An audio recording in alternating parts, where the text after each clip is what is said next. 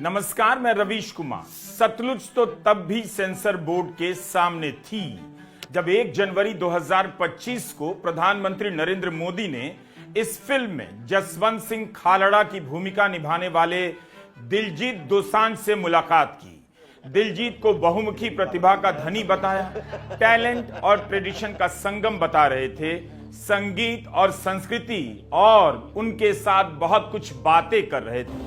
इस शोहरत को पहचाना, और मैं आपके व्यवहार से देखता हूँ, लोगों से सुनता हूँ कभी कभी, तो मुझे लगता है कि आपके माता पिता के संस्कार का हो या गुरु की कृपा का हो, आपने सारी चीज़ों को पचाया है। उस समय भी सेंसर बोर्ड इस फिल्म पर अनगिनत बार कैंचियां चलाने के आदेश दे चुका था और फिल्म का नाम गल्लूगारा यानी नरसंहार से बदलकर पंजाब 95 कर दिया गया। लेकिन जैसे ही सतलुज नाम से यह फिल्म ZEE5 OTT प्लेटफॉर्म पर दिखाई गई, कुछ ही घंटों के बाद अचानक गायब हो गई। इस समय पंजाब की पृष्ठभूमि पर 2 फिल्में हैं, इम्तियाज अली की मैं वापस आऊंगा और दूसरी हनी त्रेहन की सतलुज।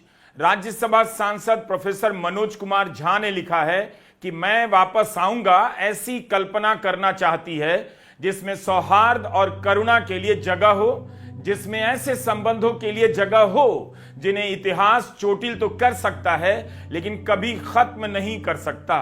मैं वापस आऊंगा उकसाने की कोशिश नहीं करती, उकसाने का आरोप सतलुज पर भी नहीं है।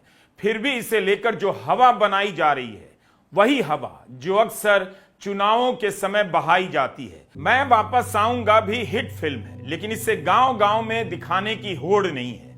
यह फिल्म भी विभाजन की स्मृतियों में लिपटे पंजाब की बात करती है। हिट होने के बाद भी इसे लेकर ध्रुवीकरण नहीं, लेकिन सतलुज के ZEE5 चैनल से उतरते ही इसकी बहस ध्रुवीकरण पैदा करने लगी है। हमने प्रधानमंत्री मोदी और दिलजीत दोसांझ की इस मुलाकात का जिक्र पहले इसलिए किया क्योंकि कांग्रेस छोड़कर बीजेपी में आए रवनीत सिंह बिट्टू उनकी सरकार में राज्य मंत्री हैं और उन्होंने सतलुज फिल्म के खिलाफ मोर्चा खोल रखा है। इन्होंने दिलजीत सिंह दोसांझ को इम्पोस्टर बताया है, यानी ढोंगी बहुरूपिया जो लॉस एंजलिस में बैठकर पैसे बना रहा है।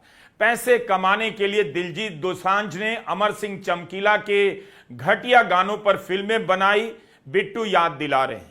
और तो और मोदी सरकार के राज्य मंत्री कह रहे हैं कि जब जसवंत सिंह खालड़ा संघर्ष कर रहे थे तब दिलजीत कहां थे। जसवंत सिंह खालड़ा की हत्या 1995 में कर दी गई थी। दिलजीत का जन्म का साल 1984 है। 11 साल का दिलजीत क्या कर सकता था। रवनीत सिंह बिट्टू भूल गए कि जब जून 2025 में इसी दिलजीत दोसांझ की सरदार 3 आई थी तब बीजेपी के राष्ट्रीय प्रवक्ता RP सिंह ने दिलजीत को नेशनल एसेट कहा था। अब वही दिलजीत पैसे के लिए कुछ भी करने वाले इम्पोस्टर हो गए। जिस एक्टर से प्रधानमंत्री मिलते हों उसे टैलेंट एंड ट्रेडिशन का संगम बताते हों, अचानक उनके ही राज्य मंत्री बिट्टू क्यों टारगेट कर रहे हैं। पंजाब में अगले साल चुनाव होने हैं। फिल्म के बहाने बहस के इस प्लॉट में सब उलझ गए, लेकिन इस सियासी प्लॉट के राइटर की तलाश की जानी चाहिए। पंजाब की सियासी चर्चाओं में नाम अमित शाह का भी आ रहा है। जी चैनल से अचानक फिल्म गायब कर देने के बाद फिल्म के कंटेंट को लेकर जबरदस्त बहस छिड़ी है। इससे जो हवा बनेगी उस पर नजर तो नेता ही रखेंगे। हमारे पास कोई तथ्य नहीं है, मगर पंजाब में चल रही चर्चाओं में गृह मंत्रालय का नाम आ रहा है। अगर ऐसा है तो अमित शाह की नजर हवा के किस रुख पर हो सकती है। शिरोमणि अकाली दल के सुखबीर सिंह बादल को लग रहा है कि फिल्म को लेकर जो हवा बनाई जा रही है उनके खिलाफ भी जा सकती है, इसीलिए वे फिल्म के साथ दिखाई देने में लगे हैं। लेकिन बीजेपी की नजर उस 13-14% वोट पर है जो अभी भी अकाली दल की तरफ है। अकाली दल के साथ खड़ा उदारवादी तबका और पंजाब का उदारवादी सिख बीजेपी के साथ जाने के लिए तैयार नहीं। इस फिल्म से हवा बनाई जा रही है ताकि उसका इरादा बदल जाए, किसी और तरफ चला जाए जिससे फायदा बीजेपी को हो। पिछले साल तक बीजेपी भी इस फिल्म के जारी होने की बात कर रही थी।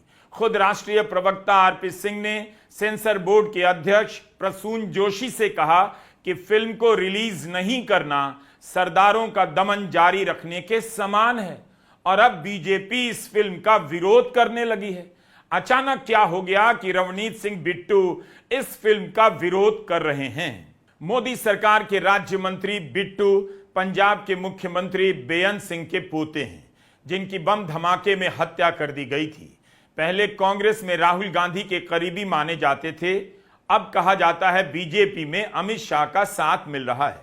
मुख्यमंत्री बेअंत सिंह के समय पंजाब में उग्रवाद पर काबू पाया गया। उन्हीं के कार्यकाल में केपीएस गिल पंजाब पुलिस के प्रमुख बनाए गए, जिनकी भूमिका को लेकर आज भी गंभीर सवाल उठ रहे हैं।